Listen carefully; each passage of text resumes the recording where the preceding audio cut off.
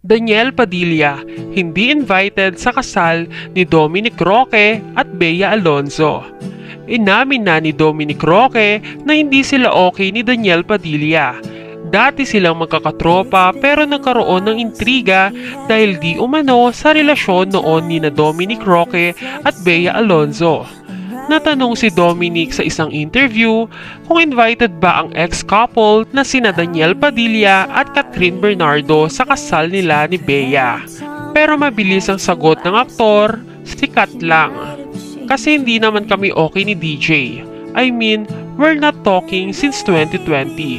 We haven't seen each other for the longest time since 2020. Ang grupo nila noon ay tinawag ng Nguya Squad, kung saan magkakasama sila ni Catherine Bernardo, Daniel Padilla, Dominic Roque, Patrick Sague, Marco Gumabaw, Ria Ataide, Ariel Garcia, Kahil Ramos, Gabby Garcia, at may mga iba pa silang kaibigan.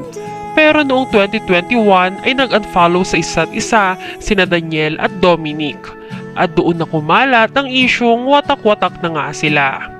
Samantala, excited na si Dominic sa kasal nila ng aktres na si Bea. Aniya, this month ay kailangan na nilang maghanda ng mga important details sa kasal nila.